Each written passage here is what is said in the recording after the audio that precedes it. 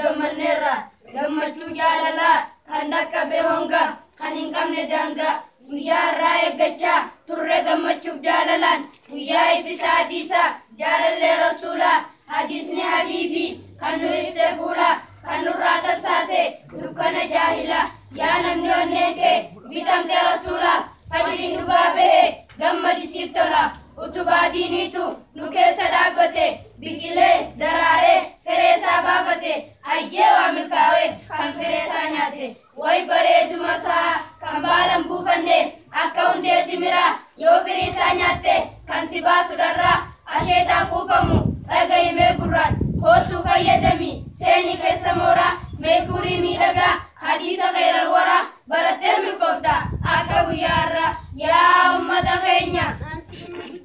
kan nun irraanfanne ulamaa'iin hodduun kan wareeramanii diiniin nun gahuudhaaf kan wareegamanii rabbii jecha qabsoo guddaa gaggeessanii jazaan isaanii haa ta'u Allah nabiyyur rahmaanii. Qabsoon hin dhaabbanne ilaa guyyaa har'aa hunda yoo dubbanne namatu qamiiraa fakkeenya yoo kaafne leencicha zaahiraa hidda onnee keenya ilmi akka baaraa. Haaduma masaariidha ijaaranna onneerra ilmiin isaa guutuun nabiyyirraa madda madiinaadhaa baasee nuuf fide maagada laga daymaaf aannan baatusa guddaa maqaan laga sunii kan waamamu sanada kan sanada hin qabne maal qaba faayidaa ilmiin isaa citaadha waa hin qabu madda karaatti sidiisa singeessu maqsuuda koottuutii qabadhu haada rabbii guddaa asitti argama kan qabu faayidaa. Sheekonni haaji isaanii gabaa keenya hundumaa kan nurraa dheeyse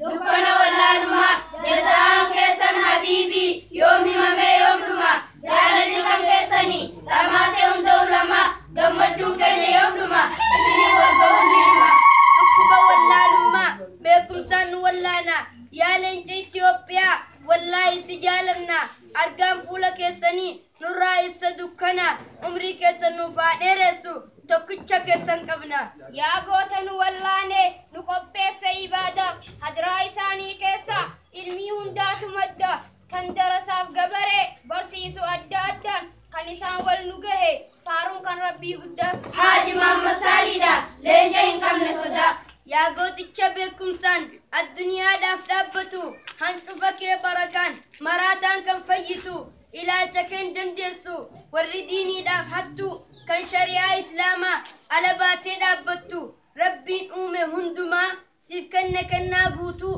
akka namaatii miti rabbiin deebi'ee sirraan fudhatu hirra deddeebi'eetiin hima kasi jibbu garaan haa gubatu. Utubaan diin islaamaa namni 82 harree eebbifamaara gammadi gaayaa ummaa yaa abbaa kiyyatiyoo maaltu sirraa eegama ulamaa'ii kanaanii diiniin kan kee tikfama cinaa isaanii dhaabbadhu of duuban deebiin gonkuma nullee barsiifadhu osoon diinee ganamaan nutis qophoofnee jira sinqiin keenya guutuma al tokko mee dhageeffadha hin dheeressinuu gurruma nu hangamti xiqqaa nullee kan diinii dhaalunuma nu ilmaa sheekotaati ilmoon leencaan leencuma kan walitti nu qabe gammachuu eebbisaa hadiisaa nu keessatti argama akka sheebal feejiirisa onneen keenya jaalatte mee akkam jeetiin ibsa sodaasaa dhiiroo miti waabiin jimma keessa qabsoon kee hin kufu dadhabbiin akka tasaa sheekota keenyaa jiru maaltu maqaa si kaasa barsiisaniiru kunoo jajjaboo akka qeerrensaa